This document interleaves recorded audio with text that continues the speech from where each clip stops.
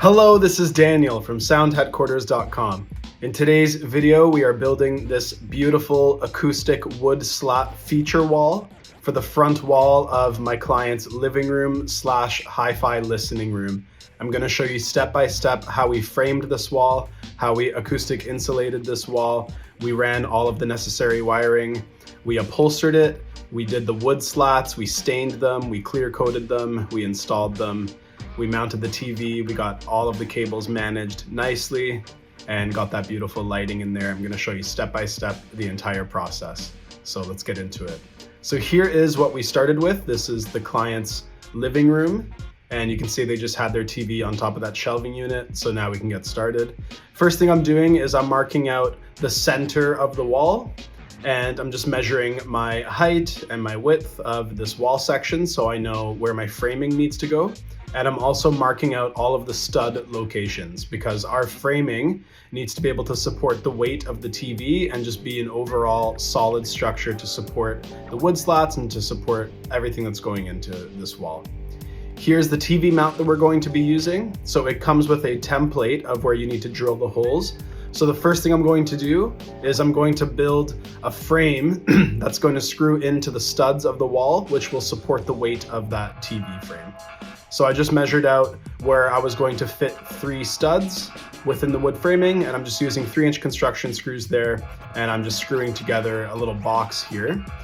And that is going to screw into the studs on the wall.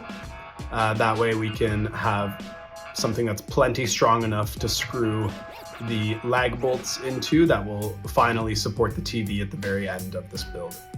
So I marked out the existing location of the TV, and the client said that he wanted it a few inches taller than what it was existing, so we went ahead and did that. So I got that screwed into the studs there, and then I'm just screwing in my left and right pieces of the frame.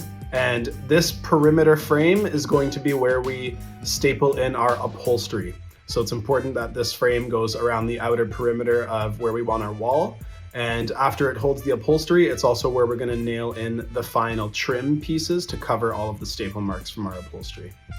So you can see I left a section here open at the bottom of the frame where that electrical outlet is right there, and that is where we're going to have our electrical access to feed all of the electrical into the wall.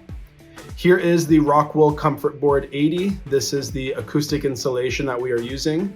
We are using this insulation because it is 1.5 inches thick, and our 2x2 framing final dimension is 1.5 inches thick. So I'm just going ahead and cutting it to size, getting it placed into the wall there. And as I get each section put on, I'm adding in another horizontal piece of 2x2, screwing those into the studs.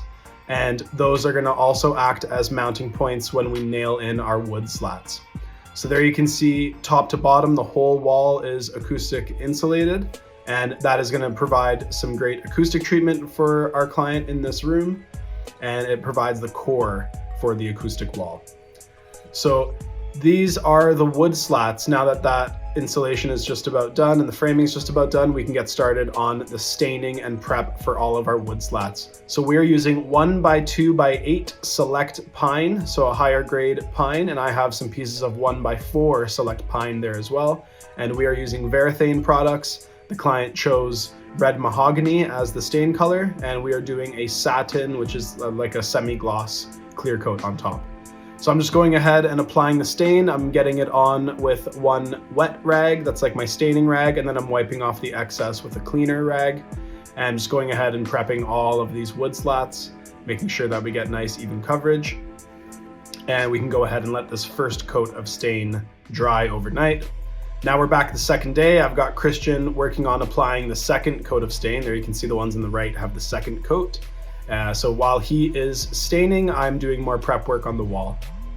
So we have to add middle bracing so that we have somewhere for each piece of fabric to staple to on a vertical plane.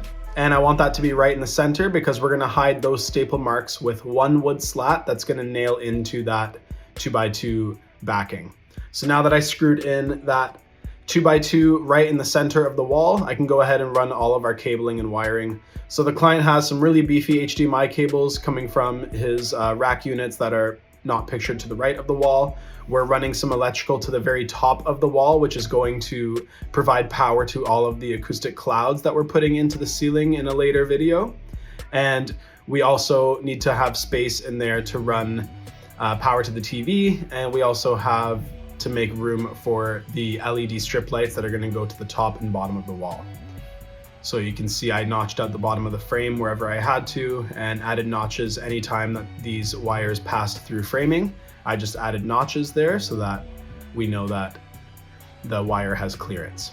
So we are just using a black canvas, and I'm using my pneumatic nailer. It uses T50 staples, and I'm just using 1/4" staples here. And we are working from the right side to the left because the right side does not have any electrical in it. And when we work our way left, there's one area where all of those wires have to actually come through the fabric. So we're gonna get the right side of the wall done first, and then we're gonna work on the left side so that we poke the wires through in the right spot in between the slats. That was the Varathane satin clear coat. So I'm having myself and Christian clear coat these wood slats so that they can dry, so that we are ready to install them once we are done with the upholstery. So now we can start getting some of these slats in. Those slats have dried. I'm using my 18 gauge brad nailer, and there you can see that center seam, and those are the staple marks that we need to hide with the very center slat. So what I'm doing right here is I'm marking out how tall I need to cut my slats to. And I can cut these a little bit short just to ensure fitment, and when we put our light track in and when we put our final piece of 1x4 trim, it will cover up any inconsistencies in the cuts top and bottom of this acoustic wall. So we're just going ahead and I'm making a spacer right now. I'm making a 1-inch spacer because that's how wide we want our gaps to be in between each wood slat. So I'm just going ahead and shaving that piece down. And it's just a scrap piece of 1x2, one of the offcuts. And I used my laser level on that very first wood slat to make sure that it was perfectly straight. And now as I work my way to the right and to the left, I'm using my spacer and I'm just nailing off on all of those horizontal pieces of 2x2. And we have the right side section of the wall done. So now we can see where all of those wires need to come through the fabric on the left side of the wall. So what I'm going to do is I'm going to slowly add wood slats going left until I get to right where that all of those wires need to come through. And then that way I can cut my hole in the fabric right where that wiring needs to come through so that the wiring comes through in between slats, and this will all be behind the TV so it won't be visible. So there you can see I marked off where that conduit was and where all those wires were coming through. So I just installed the slat right up to where that point was. Then I cut my hole, ran my wires through the fabric, and then used my spacer to get the next slat in right next to it, just to ensure that we have that wiring coming through right between the slats. That way we have still full length slats top to bottom. And you can see there, I installed just like the next 3 slats and we have all of our wiring coming right through the wall exactly where it needs to be. So now we can go ahead and keep working our way to the left, slowly stapling the fabric down and adding slats until we get to the last 3 or 4 inches or so, which we need to leave open because now we have to run our wiring for the lights, for the LED light strips that are going to get installed top and bottom of the wall. So right now what I'm doing before I install the track for the light is I am getting the measurements for these 1x4 pieces of trim that are going to be the right and left end caps that's actually going to meet up with the wall. Since we started from the center and no wall is perfectly consistent, we are basically making a custom size. This one ended up being just over 3 inches, and the one on the left ended up being just about 3.5 inches. So I just cut it to length on my table saw so that I could still maintain that exact 1-inch gap between the spacers, between the slats. Now what I'm doing is I'm using a same piece of that 1x2x8, and I installed it at the very top and very bottom of the wall. This piece of wood is going to be where we are going to mount our LED light strips. So we're using an aluminum track to screw into these pieces of wood that we just installed, and that is where the light strips are going to go. I left that left side section loose so that I still have space to install the left piece of trim once all of our wiring is secured into the wall and our upholstery is finished. There is the aluminum track, and the diffuser little plastic strip that's going to help diffuse some of the light, and those are the little clips that hold the aluminum track. So it's just as easy as screwing those little clips into that piece of wood that we just installed top and bottom. 2 clips per aluminum track, and when we get to the end we can just cut that last piece to size.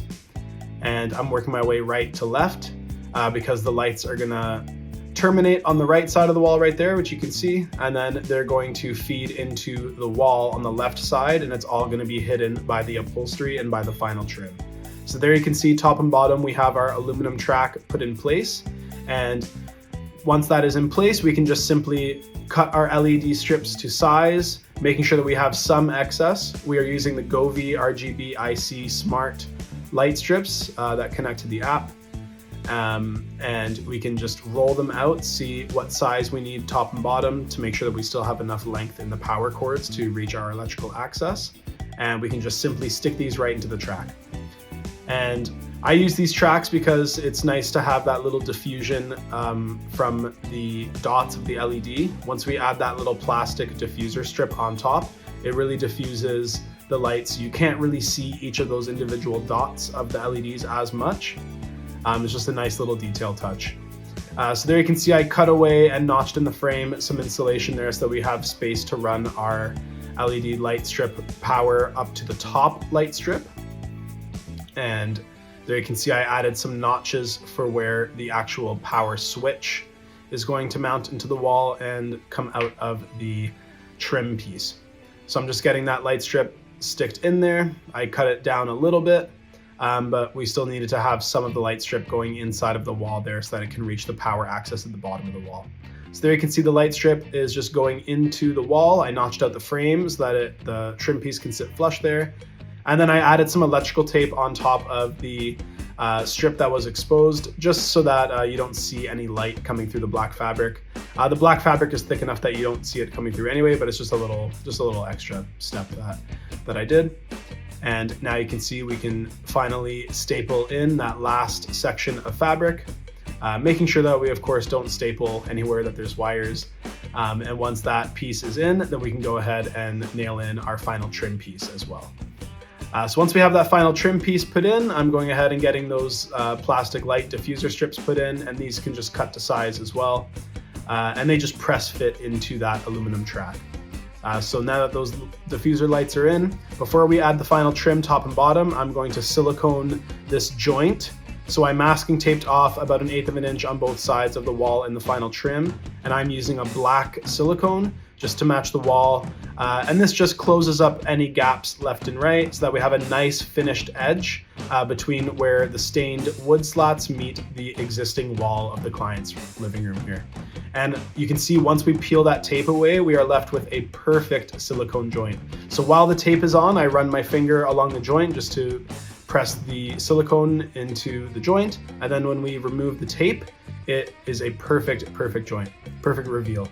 So now you can see I'm tacking in the 1x4 trim, and this trim just hides the light strip, it hides the track, and it just provides a very nice finished look. And it also diffuses the light up and down a little bit more just to give some more ambience to the lighting, some more focus. And there you can see the finished wall ready for the TV mount. So I'm using my laser level and the template that came with the TV mount and just taping it onto the wall right where it needs to be. And since we added that box framing that was screwed into 6 studs earlier, I can go ahead and screw through the slats, through that existing 2x2 framing that we put in, using the big lag bolts that came with the TV mount to strongly secure this mount. And now we're just going ahead and following the steps that were provided with the TV mount itself. We got that articulating arm put on there, and then we got all of the hardware mounted onto the back of the TV. I believe this is a 65 inch or even a 70. It's quite large TV. And there's the client and myself just putting that TV onto the stand, getting all of the wiring hooked up. And once that was done, we had the client go around with the masking tape and just mark off any areas that maybe the wood was nicked from outside, or just any inconsistencies in the frame, in the stain rather. So that way I can go around and do any last touch-ups or any little nail holes that are poking out. And once I did all of those final touch-ups, this is the final product. So we have centered that TV exactly into the wall. We got it right at the height that the client wants so that they still have some room between their shelving unit where all of his records are gonna live, so that he can put some gear on top of the shelving unit and still have space to his TV. So you can see I just tucked away that power cable at the very top of the wall. That cable will, in the next video, will be powering the acoustic clouds that we're mounting in the ceiling of this living room. And coming at a later date, we're going to be building a diffuser for the rear wall above the couch in this living room as well. So really hope you guys enjoyed following along. Really hope you guys learned. And I hope you take on a project like this for your own home, or you adapt it so that it works for your own needs and maybe do something different. And enjoy some last final beauty shots. And really hope you guys enjoyed watching. Please like, share, comment, subscribe, all of that good stuff. It really, really does help out. It makes a huge, huge difference on my end in terms of the exposure and just getting these videos out to the world. I really, really appreciate everyone that's been watching and supporting thus far. The channel's come a long way already, and I'm super excited to show you guys all of the really cool projects that we are working on in the future. We've got a lot of our own really cool projects coming along. We've got a really cool projects in the works with Signal Acoustics as well, of course. Lots of really cool stuff coming up. So please stay tuned, all of that great stuff. And for now, I'll just let you guys enjoy the last few beauty shots here. This has been Daniel from Sound Headquarters. Thank you so much, and peace out.